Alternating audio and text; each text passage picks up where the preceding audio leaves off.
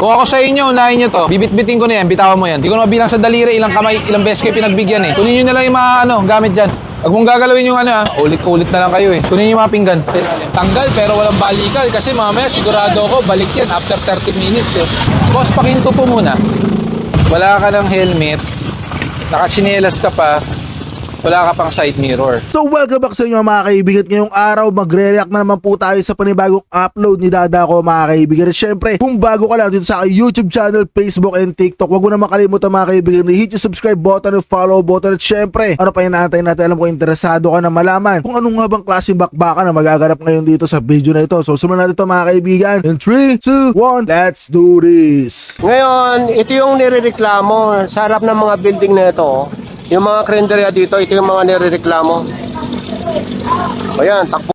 Ito mga kaibigan, share ko lang din no, kakasimula pa lang pero share ko na kagad. Dito kasi, ito yung bandang Kalayaan mga kaibigan. Sobrang daming humihinto dito ng mga jeep, ng mga motor, or ng mga iba't ibang klase mga sasakyan para kumain mga kaibigan. Tapos sa bandang harap niyan, yung mga building, BGC na yan mga kaibigan. So, talaga minsan pag nagdadrive ako dyan, sobrang nahihirapan din akong umiwas-iwas kasi talagang yung iba balagbag mag-parking. Alam mo yun, yung parang di nag-iisip mga kaibigan. Ano? May tawag sila dito sa lugar na ito eh, sa mga kainan na ito. KFC. Ang ibig sabihin ng KFC, Wala kang upload no kasi wala kang kuryente. Kung ako sa inyo, unahin nyo to. Bibit-bitin ko na yan, bitawan mo yan.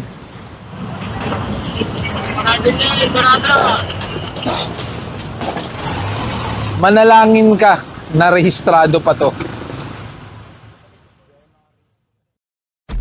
So mga kaibigan, subscribe and click notification bell po kay Dada ko mga kaibigan. Alright.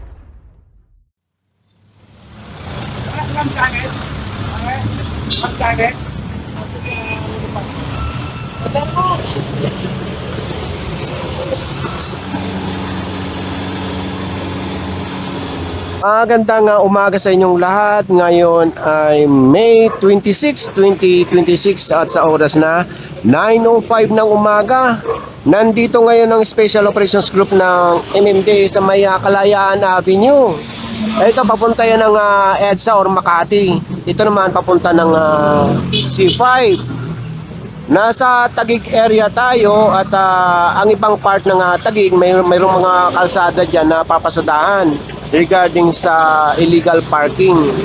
So habang papunta dyan sa direction ng C5, nadaanan ito. Bukod sa naka-illegal parking na siya sa kalsada, naharangan niya pa itong bike lane.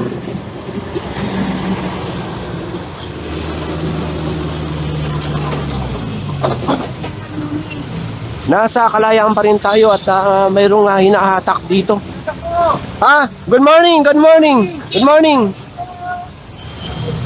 Ito, nakahamba lang sa bangketa at nasa ilalim pa ng footbridge. Bakit hindi kayo nakikipag-usap yung driver?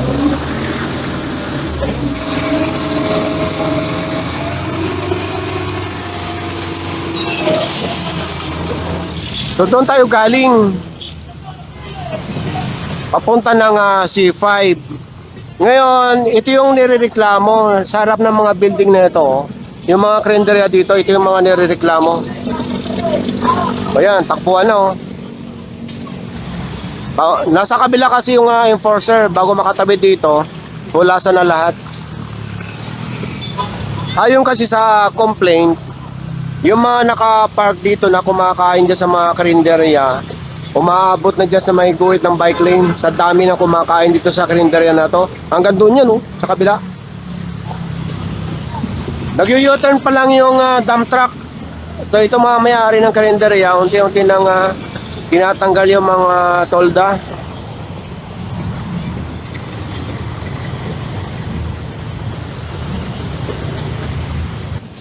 May tawag sila dito sa lugar na ito eh, sa mga kainan na ito. KFC. Ang ibig sabihin ng KFC, Kalayaan Food Court. Ito na yung dump truck.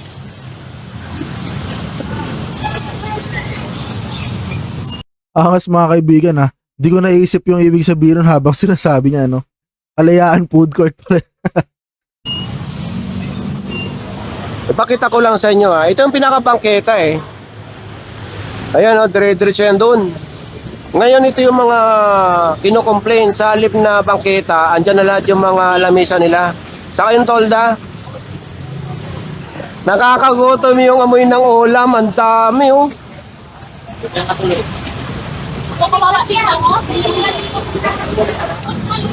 Yung iba, dito sa kaliwa, kanya-kanya ng tanggal ng tolda. Titikitan mo sila? Titikitan ba? Tabi, ako tabi ka na dito.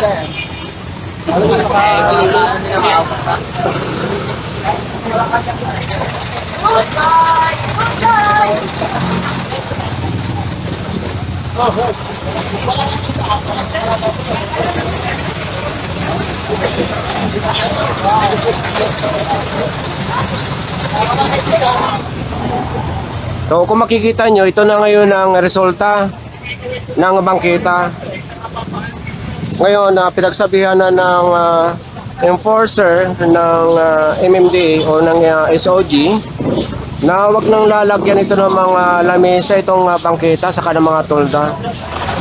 Hello! Ayos! Pasunod si Sir Gap, pasunod! Pasunod na!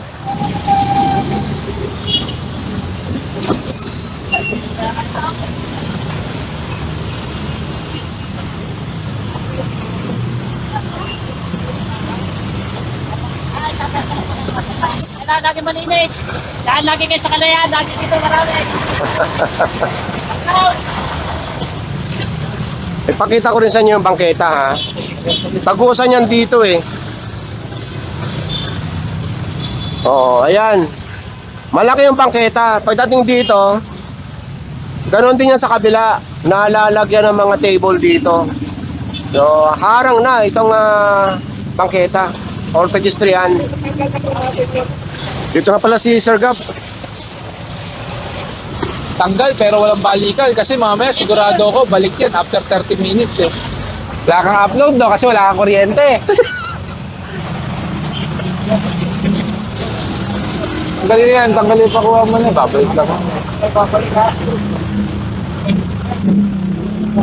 Mga illegal connection lahat oh.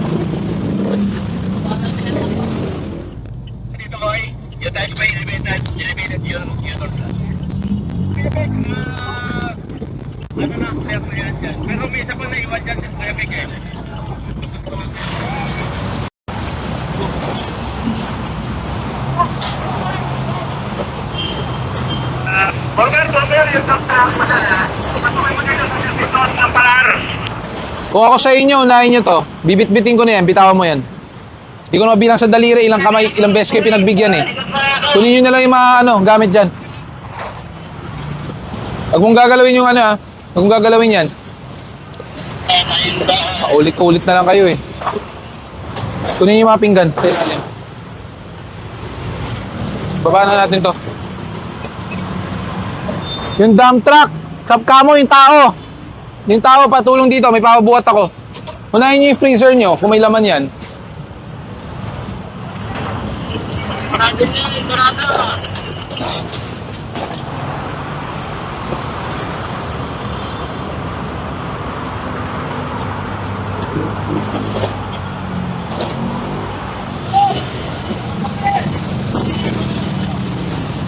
Boss, pakinto po muna. Good morning, sir. Pero hindi po ba kayo aware na bawal po ang tatlo sa motor?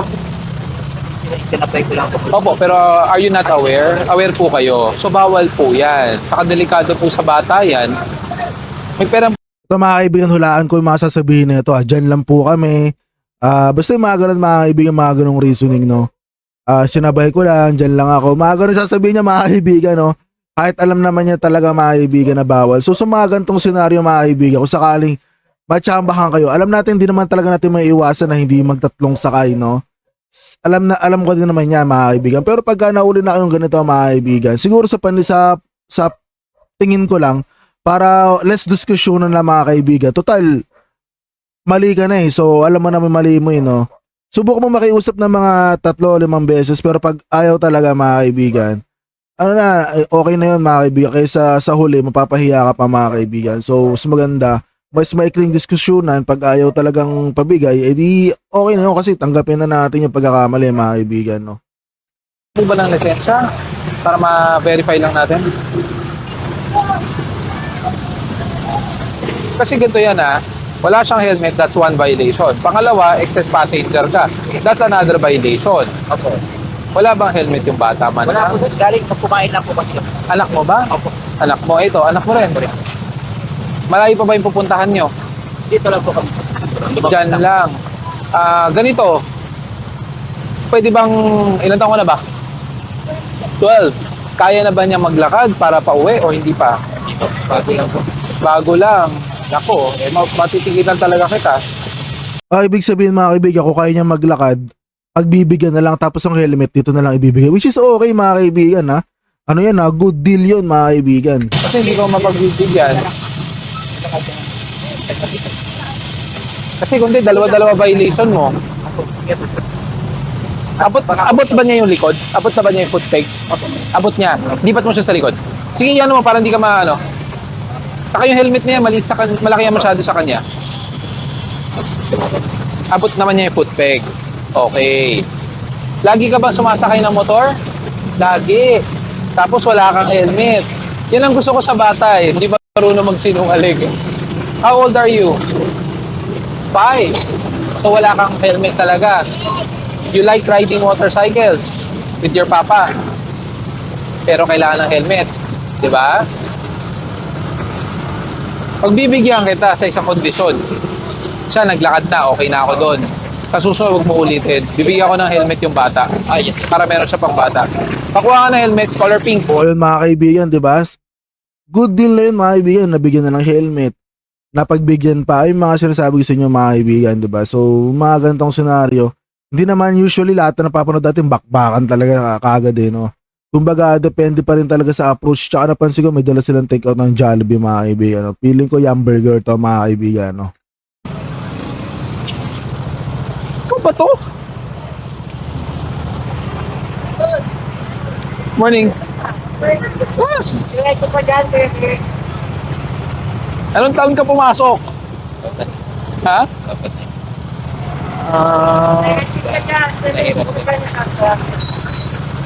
Actually, dapat bibili talaga kami helmet. Bibili ka talaga ng helmet. Gusto niya daw may helmet. Gusto niya na may helmet. Tinan mo yung bata, gusto ng helmet. Ay, nako. Timing talaga ito, sir. Baka naman sinadya mo dahil nakita mo nandito Hindi, ako. sir. Traffic lang sa kabila, kaya dumaan ako rito. O, di ba? O, ito lisensya mo. Pagbibigyan kita ngayon, Gusto mo daw ng helmet talaga? You like color pink? Let's try your helmet if it fits you.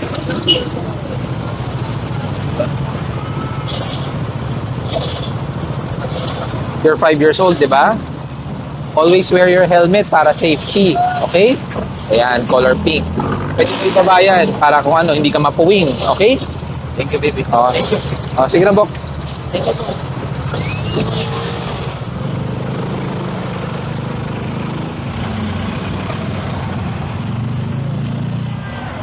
Alisin nyo.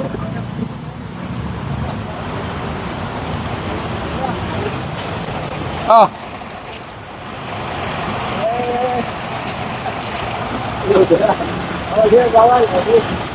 Gusto nyo ba bang bawasan ko to? Mukhang wala na kayo paglalagyan. Bawasan ko pa. Nako, kayo. Ano ba kasi ginagawa nyo dyan? Ha? Bukas kukunin na. Alam mo? Ay, tabi nyo. Sampa mo sa bubong mo. Ano, tara, diretso na tayo.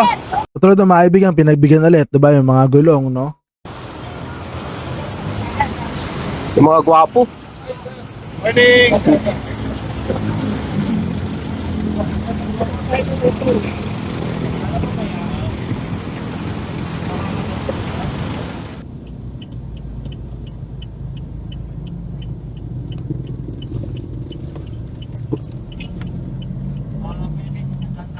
Sir, magmula doon, pagkaliwa natin sa may Arca South, nadaanan ito. Matagal itong kinocomplain eh. Di ba na-clearing na natin ito Naklear noon? na to dati, walang one-side parking to. So ito, pinagtitikitan na lang. Oo. At wala ka ng helmet, nakachinelas ka pa, wala ka pang side mirror. Bakit ba walang side mirror? Mas magaan ba? Meron ako dito, sir. O nasa, ba't di nakakabit? Maluwag kasi, sir. Maluwag o ayaw nyo lang ng side mirror? Ano side mirror mga kaibigan, no? Para maganda daw yung airflow. Kasi racing. Kailan po ng lisensya?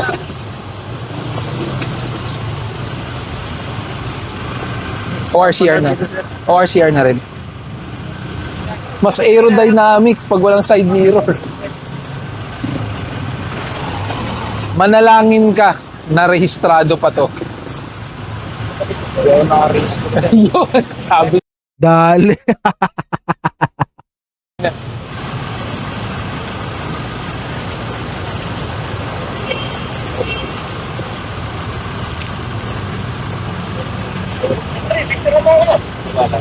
Three months ang extension ha. Pero last year ka pa expired ha. May impound to. Pero gusto ko talaga malaman, bakit ba hindi nyo nilalagyan ng side mirror? Sir, maluwag talaga kasi. Maluwag. Hindi ko makita picture. Saka nabababa din siya, sir, pag ginabit ko.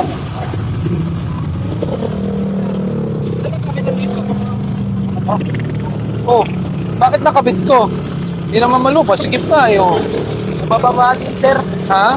Pag umaandar ako, nabababa. Pag umaandar, nabababa. So pag ganun, pwedeng wala ng side mirror. Paano mo nakikita yung dalawang gilid? Oy! Walang helmet. Walang helmet. Kumanan.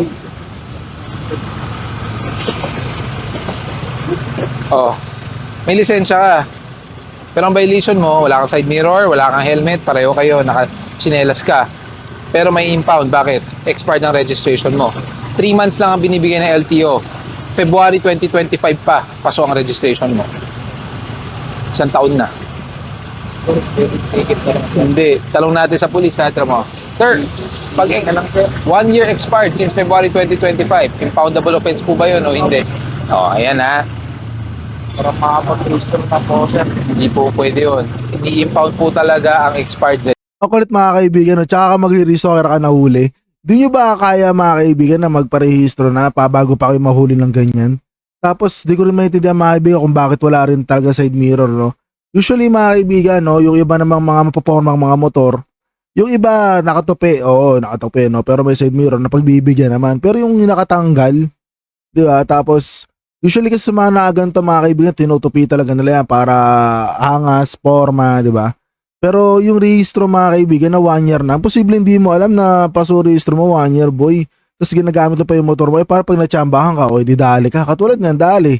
Sayang mga kaibigan, imbis na ano mo yun, napamura ka, mapapamura ka pa talaga lalo mga kaibigan, no?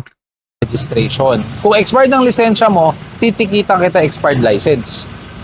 Pero valid registration. Ang problema mo, invalid registration ka. Maganda dyan, balik ka. Pwede ba palagyan nyo ng side mirror yan? Isa nga dito, expired registration, walang helmet, walang side mirror, dress code violation. Impound to, pero may lisensya. Bibit-bitin na lang ito sa tow truck. Dahil nasa unahan na.